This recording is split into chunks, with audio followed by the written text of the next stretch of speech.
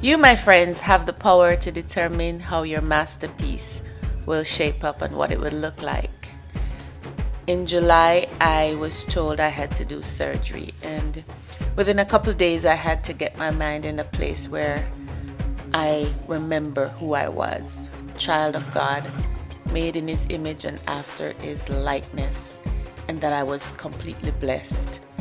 I had to remember that health is my birthright and that God wanted the best for me, that there is no life in sickness. And so I had to become one with my thoughts, and my actions and my mind had to be centered on God and living and surviving and being healthy.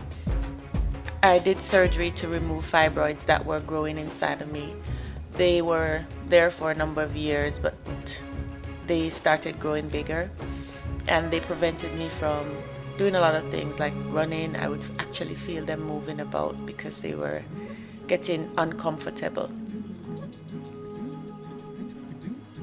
After I did the surgery, I told myself that I am gonna get up and I'm gonna get going, because life is all about living. And so after surgery, I got up out of bed and I went over to a chair that was in my room, and I sat down on it with the help of the nurse, and I said to her, I'm going to be walking today because I'm not going to wait until my body gets some other message. I'm going to give it the message I want it to get, and that means I'm going to get up and walk. So I walked the first day of surgery, a couple hours after I came out. And I got up the next day and I walked around the hospital. I think it was about 300 meters that I walked. But that for me was a big accomplishment, because you know, if you have done surgery, you know you're uncomfortable, you're in pain, and you just want to lay down and rest. But I just decided to get going, because that's me. I can't sit around and wait for things to happen. I have to make things happen. So I walked every single day I was in the hospital, surgery or no surgery. And I was discharged, and I went home and I continued walking and just having a positive outlook on this situation, knowing that all will be well. I stayed with my sister for a while, like for a week or so, and then I went home. Unfortunately, when I got home, I made a turn for the worst, and there was a point at which I could hardly walk to the bathroom. My caregiver at the time, he was so understanding, and he and my niece, they took very good care of me and the dog, and I painted every day. I worked through my discomfort and the challenge, and I never gave up. I walked every day. I got out of bed every day and I walked, because I know that this is just for a time.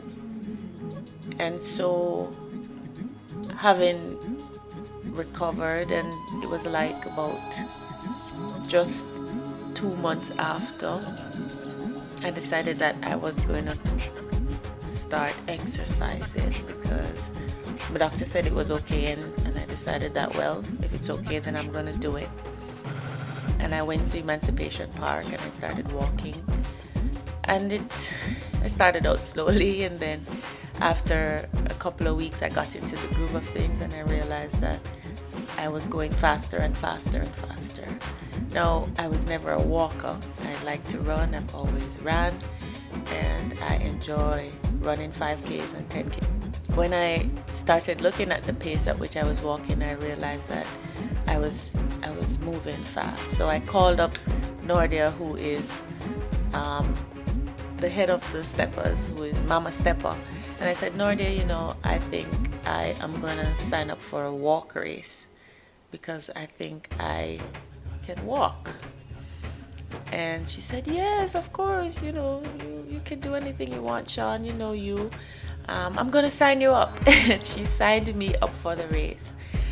But we had a challenge going in church, and for the physical fitness week, I not only said it to Nordia, but I wrote it down. I wrote that I wanted to be a walk champion, standing beside my church sister Paula, who is fantastic. She is like one of the top walkers in the country, and I wanted to be on the podium, and I wrote down my dream.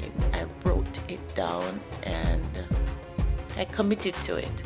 And so I kept training, and on October 27th, there was a pink run put on by ICWI, and I walked that race. Now Paula took me through the ropes because I really don't know much about the walking side of things. We just ran, and we always started at the front and we just go. But she gave me some tips and techniques and said, you know, this is what you do. It was a struggle. I was unfit. There were times when I wanted to stop. There was times when I was out of breath. I just felt like I couldn't go.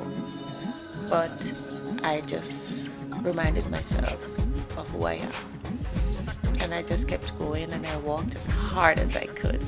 At one point I kind of lost track of things because the walkers and the runners were now together, and I just kept going. I just said, I am gonna finish this race, and that was like foremost. Finish this race, and I'm gonna keep walking because it's kind of new, and just you know, persevere.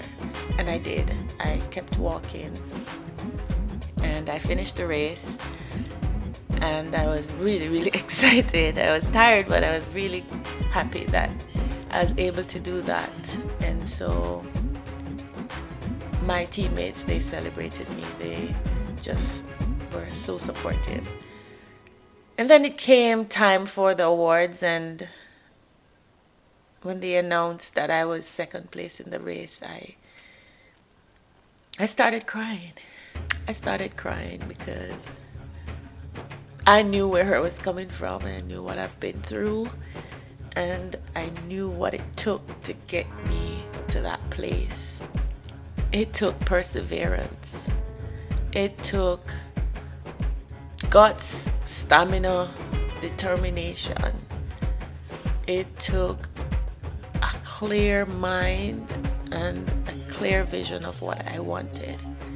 Not only did I say it, I wrote it down, and here I was standing in front of all the participants at the park, Emancipation Park, second place in the walk race, ICWI Pink Run, 88 days after my surgery.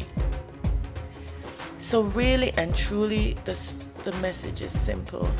Stop giving yourself excuses for not doing the things you want to do, for not doing the things you ought to do, because you are the determining factor in what happens in your life. You have control. You can determine what happens, and all you have to do is to show up for your race. All you have to do is start. All you have to do is get dressed and go to the start line and start the race.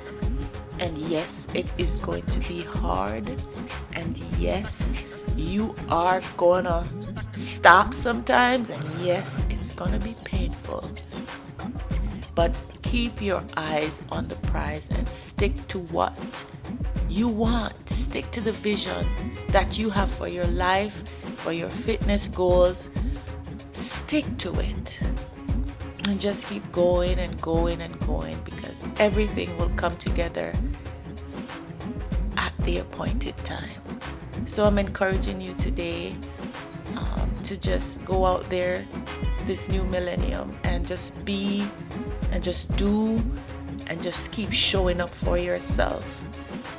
I'm going to be doing that. I'll be sharing that with you, and I'm hoping that I can encourage you to just be your best self and be as healthy as you can, so that you have the stamina to do the things that are most important and to live your passion. I am really enjoying this. I'm so happy for the opportunity to start this channel. If you like the content, if you find it inspiring, please share and subscribe, and stay tuned as I share with you my fitness journey, my fitness goals. I have some grand goals for 2020, and I'm just gonna, keep going and keep sharing and trying to and continue to be the best me that I can. Have a wonderful day.